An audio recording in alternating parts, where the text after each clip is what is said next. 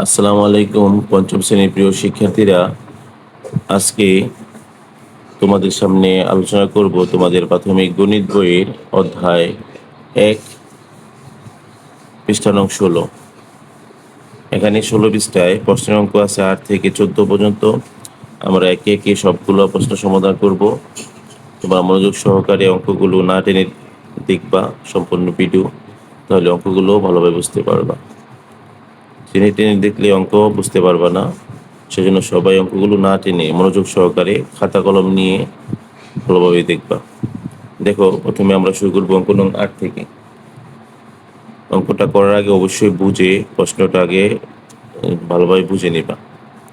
কোনো বাড়িতে ৯৮,০০০ গ্রাম চাল আছে, তাদের যদি প্রতিদিন ৬৫০ গ্রাম চাল লাগে, তবে কততম দিনে চাল শেষ হবে? তো প্রশ্নটা পড়ে আমরা বুঝতে পারলাম যে এখানে দিন চাইছে, কততম দিনে চাল শেষ হবে। যেহেতু দিন চাইছে, আমরা প্রশ্ন সাজানোর সময় অবশ্যই দিনটাকে পরে লিখবো। তো দিন পরে লিখলে আগে লিখবো আমরা চাল। তো কিভাবে অঙ্কটা সাজাবো? লিখবো ৬৫০ গ্রাম চাল লাগে একদিনে। ৬৫০ গ্রাম চাল লাগে একদিনে।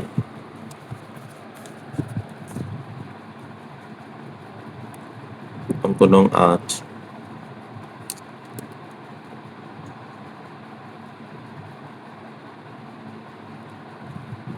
৬৫০ গ্রাম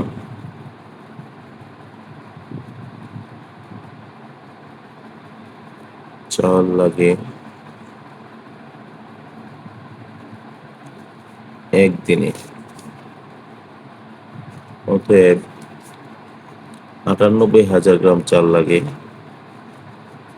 ৯৮,০০০ গ্রাম চাল লাগে।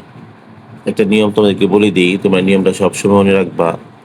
যদি কোনো অঙ্কের মধ্যে এক থাকে আর একটা প্রথমে থাকে, তাহলে গুণ করতে হয়। আর যদি অঙ্কের মধ্যে এক আছে কিন্তু একটা প্রথমে নাই, এই জায়গায় আছে অথবা এই জায়গায় আছে, তাহলে আমরা ভাগ করব। তো ভাগ করার সময় অবশ্যই বড় সংখ্যাটা আগে লিখবা। ৯৮,০০০ থেকে বড়, ৬৫০ শুরু, তো ৯৮,০০০ টাকা লিখবা। ৯৮,০০০ ভাগ ৬৫০ দিনে। তো আমরা এই ভাগটা অবশ্যই রাফ করে নিব, রাফ ছাড়া এত বড় ভাগ করা সম্ভব না। দেখো, ৬৫০ ভাগ ৯৮,০০০। এই ভাগটা করতে গেলে দেখবো আমরা ভাজকে কত পদ আছে, ভাজকে কটা সংখ্যা আছে। ভাজকের সংখ্যা আছে 3টা। প্রথমে আমরা দেখবো 3 সংখ্যা ভাজ্য থেকে নিলে তো ভাগ যাবে কিনা। হ্যাঁ, একবার যাবে। তাহলে এই 3 সংখ্যা যদি নিয়েছি, 3 নম্বর সংখ্যার উপরে লিখবো 1। ৬৫০ একে ৬৫০। শূন্য আছে, শূন্য হবে, শূন্য হলে 5 আছে, 8 হবে, 3 হলে 6 আছে, 9 হবে, 3 হলে। আমরা 3 সংখ্যারে ভাগ করছিলাম, এবং একটা অঙ্ক নিয়ে আসবো। 3 অঙ্করে ভাগ করছিলাম, আর একটা অঙ্ক নিয়ে আসবো। এবার 33-এর ভিতরে 6 কতবার যাবে আমরা একটা অনুমান করবো কতবার যেতে পারে। এখান থেকে 1 অঙ্ক নিব, আর এখান থেকে 2 অঙ্ক নিব, যেহেতু 1 ভাগ যাবে না। তাহলে 6 30-এর ভিতরে 33-এর ভিতরে যদি 5 বার যায়, তাহলে এই 650 ও 33-এর ভিতরে 5 বার যেতে পারে। তাহলে আমরা এখানে 5 বার লিখবো। 5 শূন্য শূন্য, 5 5 25-এর 5, হাতে আছে 2, 5 6 30, আর 2 32। নিয়মটা দেখো, আমরা অনুমান করবো যে 650 আমরা যেতে পারি না। এই 650 33-এর ভিতরে কতবার যেতে পারে। তো এটা সবচেয়ে ভালো নিয়ম হলো, এখান থেকে 1 অঙ্ক নিবা, এখান থেকে 1 অঙ্ক নিবা। যদি 1 অঙ্কের ভিতরে ভাগ যাচ্ছে না, এখান থেকে 2 অঙ্ক নিবা। তাহলে এই 6 33-এর ভিতরে 5 বার যাচ্ছে, 5 6 30। তার মানে 650ও 33-এর ভিতরে 5 বার যেতে পারে। তো এখানে 5 বার লিখলাম। 5 শূন্য শূন্য, 5 5 25-এর 5, হাতে আছে 2, 5 6 30, আর 2 32। এবার আমরা বিয়োগ করবো। শূন্য আছে, শূন্য হবে, শূন্য হলে 5 আছে, 10 হবে, 5 হলে হাতে আছে 1, 3 মিলে শূন্য মতো হয় না। তো আগের বার এই শূন্যটা আমরা ছিলাম, উপর থেকে আরেকটা সংখ্যা নিয়েছি 500। নিয়মটা ভালোভাবে দেখো। ভাজ্যর মধ্যে যতগুলো অঙ্ক আছে, প্রত্যেকটা অঙ্করে ভাগ করতে হবে। তো আমরা লাস্টে যে শূন্যটাকে নিচে নামালাম, এখন নামানোর পরও ভাগ যাচ্ছে না, কিন্তু নিয়ম হলো ভাগ করতেই হবে। যেহেতু একবারও যাচ্ছে না, না গেলে আমরা শূন্যবার হলেও ভাগ করব, শূন্যবার দিব। তো শূন্যবার দিলে 650 শূন্য গুণ করলে শূন্যই হবে। 0 0 5, তাহলে ভাগশেষ থাকে 5। উত্তরটা কত হলো? 150 আর ভাগশেষ থাকে 500। দেখো অঙ্কটার মধ্যে আমাকে বলছে ক্রমবাচক সংখ্যা অঙ্কটা সমাধান করার জন্য। তো আমরা দেখতেছি যে 150 ভাগ করেছে, অর্থাৎ 150 দিন পরেও আরো 500 গ্রাম চাল অবশ্যই থাকে। এই কথা আমরা লিখে দিব। 150তম দিন পরও 500 গ্রাম চাল অবশিষ্ট থাকে। চাল অবশিষ্ট থাকে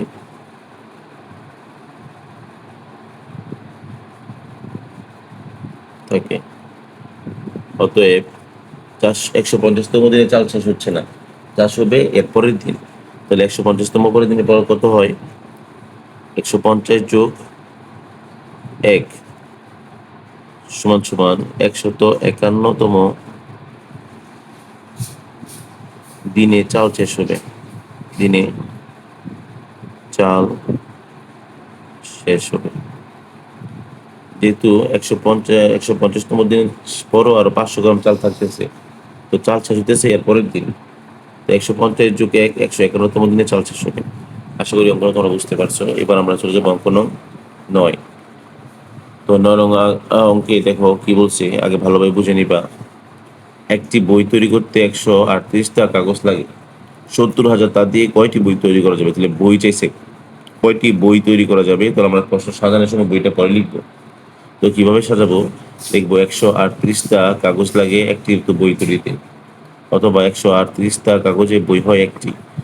যে বই চাইছে আমরা বইটা পরে লিখবো।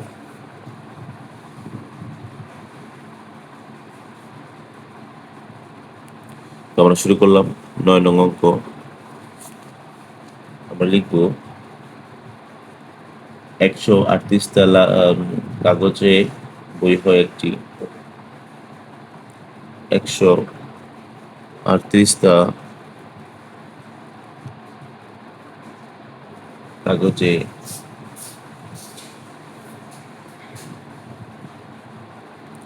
বই তৈরি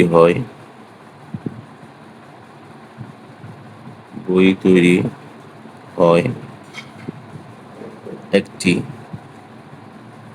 অতএব 70,000টা কাগজ দিয়ে 70,000টা কাগজে বই তৈরি হয়। দেখো তোমাকে যে নিয়মটা বলছিলাম, যদি কোনো অঙ্কের মধ্যে এক থাকে আর ওই একটা প্রথমে থাকে তাহলে আমরা গুণ করব, আর যে প্রথমে এক না থাকে তাহলে আমরা ভাগ করবো। যেহেতু এক আছে কিন্তু একটা প্রথমে নাই, আমরা এই অঙ্কটা ভাগ করব। আর ভাগের সময় অবশ্যই বড় সংখ্যাটা আমরা আগে লিখবো। তাহলে এখানে 70,000 বড়, এই 70,000টা আগে লিখবো, আর 138 ছোট, এটা আমরা পরে লিখবো। তো 138 দিয়ে আমরা 70,000কে ভাগ করি।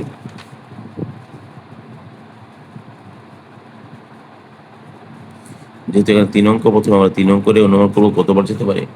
138 700-র ভিতরে কতবার যেতে পারে? সম্ভবত 138 700-র ভিতরে 4 বার 5 বার যেতে পারে। আমরা দেখি 5 বার যায় কিনা। 138 গুণ 5, 5 আর 40 শূন্য, হাতে আছে 4, 3 5 15 আর 4 16 17 18 19, 19 9, হাতে আছে 1, 5 1 5 আর 1 6, 690। হ্যাঁ, 5 বারই যায়। তাহলে যদি আমরা 3 অঙ্কের ভাগ করছি, 3 অঙ্কের শেষ অঙ্কে লিখবো আমরা 5। 5 বার গেলে হচ্ছে 5 আর 40 শূন্য, হাতে আছে 4, 3 5 15 4 19 9, হাতে আছে 1, 5 1 5 1 6। বিয়োগ করবো এবার। শূন্য আছে শূন্য হবে, শূন্য হলে 9 আছে 10 1 থেকে, হাতে আছে 1, সাথে নয় হয় না। তো উপর থেকে এবার 3টা অঙ্ককে ভাগ করছিলাম, এবার 4 নম্বর অঙ্কটা আমরা উপর থেকে নামাবো 100। দেখো এক অঙ্ক নামানোর পরও ভাগ যাচ্ছে না। তো নিয়ম হলো ভাজ্যের মধ্যে যতগুলো অঙ্ক আছে সবগুলো অঙ্ককে ভাগ করতে হবে।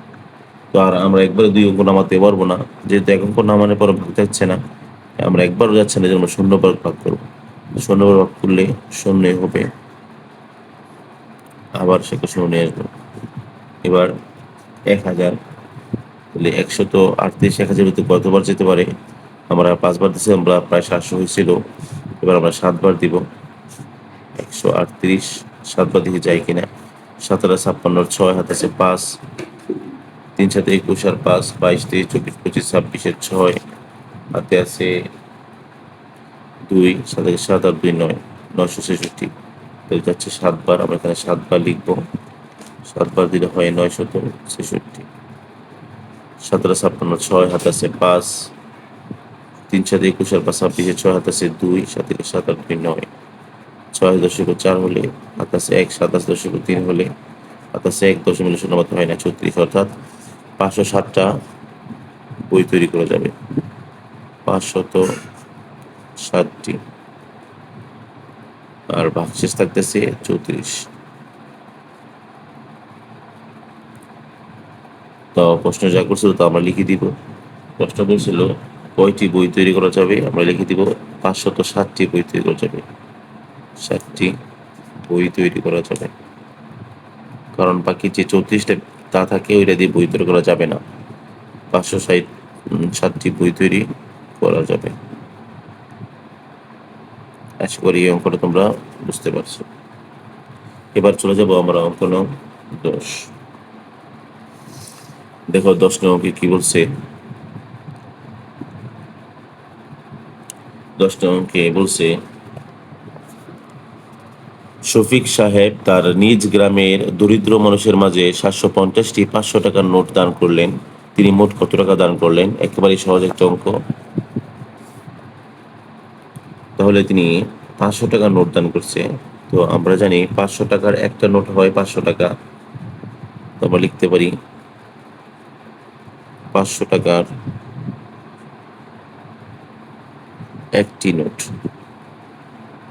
একটি নোট সমান 500 টাকা।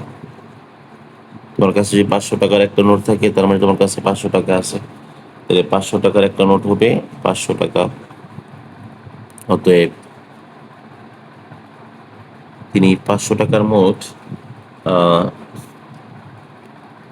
750টি নোট দান করছে। 500 টাকা 750টি নোট, 750টি নোট সমান, যেহেতু তোমাদেরকে নিয়ম বলছিলাম কোনো অঙ্কে এক থাকলে আর একটা যদি প্রথমে থাকে, এগুলো তো দুইটা মিলছিল বাদ, প্রথমে এক থাকলে গুণ, আর প্রথমে এক না থাকে অন্য জায়গায় এক থাকলে এখানে বা এখানে এক থাকলে ভাগ। যেহেতু এখানে প্রথমে এক আছে আমরা কি করবো? গুণ করবো। তাহলে 500 গুণ 750। নিয়মটা খুব ভালোভাবে মনে রাখবো, প্রথমে এক থাকলে গুণ, প্রথমে এক না থাকলে ভাগ। এই গুণটা কিন্তু রাফ করতে করা লাগবে না, যেহেতু শূন্যবাদ একক করে রাফ করা লাগবে না। 5 শূন্য শূন্য, 5 5 25, 5 হাত আছে 2, 5 35 আর 2 37। এই দুটো শূন্য ছিল লাস্টে করি না, এই দুটো শূন্য দিয়ে দিবা। এবার প্রশ্নে যা বলছে তা লিখে দিবা। প্রশ্নে বলছিল তিনি মোট কত টাকা দান করলেন, দেখবা তিনি মোট দান করলেন, তিনি মোট দান করলেন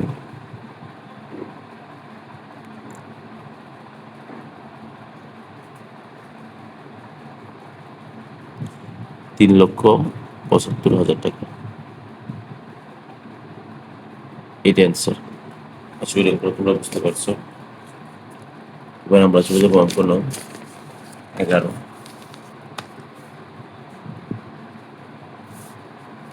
দেখি আমরা 11 অঙ্কে কি বলছে। রাখি প্রতি মাসে 950 টাকা করে সঞ্চয় করে কততম তার মাসে সঞ্চিত টাকাটা 50,000 অতিক্রম করবে। এই অঙ্কটাও আমাদেরকে ক্রমবাচক সংখ্যায় লিখতে হবে, মানে ভাগশেষে রাখা যাবে না। তো দেখো আমরা অঙ্কটা কিভাবে সাজাই। যেহেতু এখানে বলছে কততম মাস চাইছে, আমরা মাসটা পরে লিখবো। অর্থাৎ 950 টাকা সঞ্চয় করেন এক মাসে, প্রতি মাস মানে এক মাস, 950 টাকা সঞ্চয় করে এক মাসে।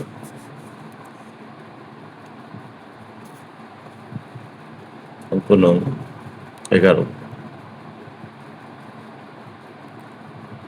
950 টাকা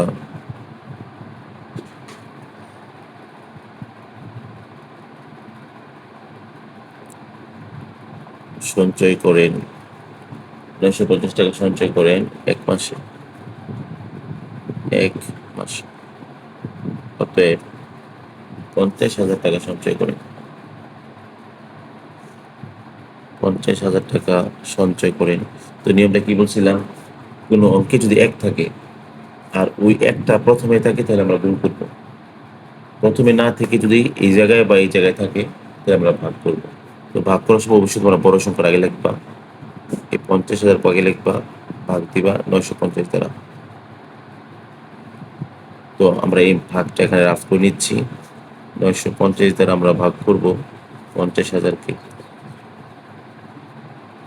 দেখো যেহেতু এখানে 3 অঙ্ক, প্রথমে আমরা 3 অঙ্ক নিচ্ছিলাম, 3 অঙ্কের ভাগ যাচ্ছে না, এই জন্য আমরা 4 অঙ্করে ভাগ করব। 4 অঙ্ক নিলে হয় 5,000, তাহলে 950 5,000-এর ভিতরে 5 বারই যাবে, তাহলে আমরা 5 বারই লাস্টের অঙ্কটা নিয়ে লিখবা। 5 শূন্য শূন্য, 5 5 25, 5 7 2, 5 নং 45 আর 2 46 47। শূন্য শূন্য শূন্য হলে 5 5 হাতে 1, 8 2 হাতে 1, 5 মিললে শূন্য মাত্র হয় না, উপর থেকে শূন্য না বলে বেরো 2500। এবার 950 25-এর ভিতরে 2 বার যাবে, তাহলে 2 শূন্য শূন্য, 5 শূন্য হাতে 1, 9 হাতে 19, শূন্য শূন্য 9 আছে 15 হবে 6 হলে হাতে 1, 2 দিনের মাত্র হয় না, অর্থাৎ 52 মাস। আর ভাগশেষ থাকতেছে 600। এ কথার মানে হলো 52তম মাস শেষও 600 টাকা বাকি থাকে 50,000 হতে। তাহলে আমরা এ কথায় লিখে দিই 52তম মাস সঞ্চয়ের পরও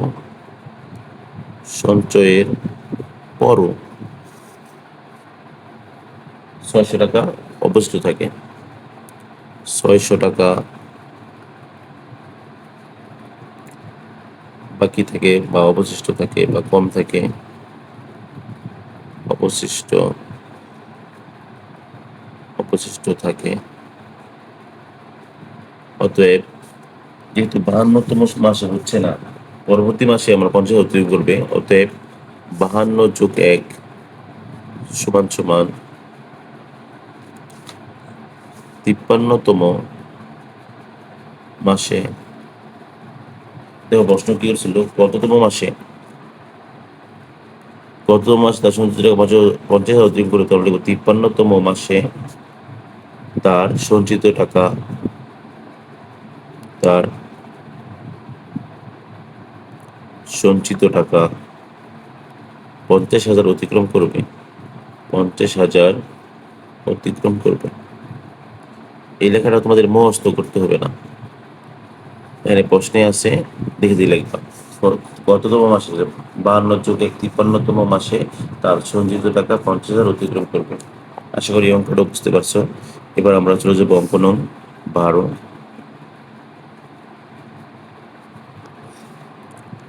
দেখো 12 নং অঙ্কে কি বলছে,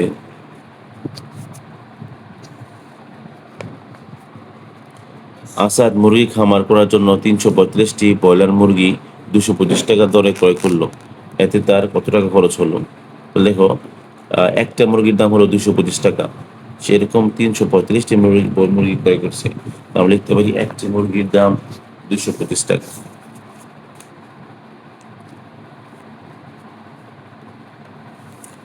একটি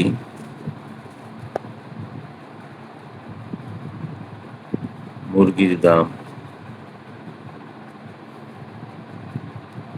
225 টাকা,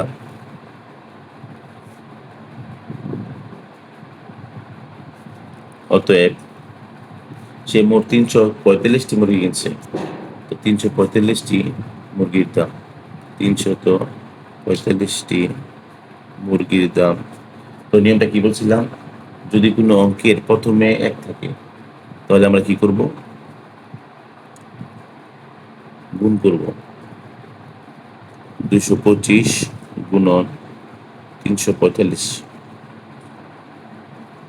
দেখি আমরা গুণ করলে কত হয়, 225 গুণ 345, 5 5 25, 5 হাতে 2, 5 দুগুণে 10 আর 2 12, 2 হাতে 1, 5 10 হাতে রেখে 11, 4 5 20 শূন্য হাতে 2, 4 দুগুণে 8 আর 2 10 শূন্য হাতে 1, 4 দুগুণে 8 হাতে রেখে 9, 3 5 15, 5 হাতে 1, 3 দুগুণে 6 হাতে রেখে 7, 3 দুগুণে 6। দেখো গুণটা অবশ্যই আবার রিভাইজ দেওয়া হয়েছে কিনা, 5 5 25, 5 হাতে 2, 5 দুগুণে 10 আর 2 12, 2 হাতে 1, 5 10 আর হাতে রেখে 11, চার পাশে 20 শূন্য হাত আছে 2, 4 দুগুণ 8 আর 2 তে শূন্য হাত আছে 1, 4 দুগুণ 8 হাতে রেখে 9, 3 পাশে 15, 5 হাত আছে 1, 3 6 হাতে রেখে 7, 2 গুণে 6। এবার 5 এর 5, 2 এর 2 5 হাতে রেখে 6, 9 আর 7 16, 6 হাতে আছে 1, 6 রেখে 7 হাতে 7, 6, 6, 2, 5 টাকা। তাহলে 76,625 টাকা উত্তর। প্রশ্ন যা বলছিল তার কত টাকা খরচ হলো বলে, তাহলে আমরা লিখতে পারি তার খরচ হলো তার খরচ হলো 76,625 টাকা। এবার আমরা চলে যাবো অঙ্ক নং 13।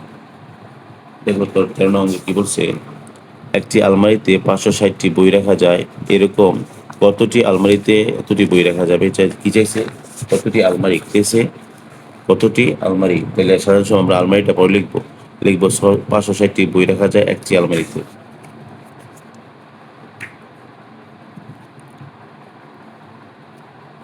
পাঁচশত 60টি বই রাখা যায়, বই রাখা যায়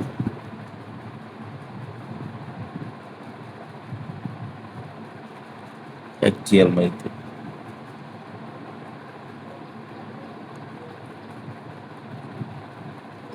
একটি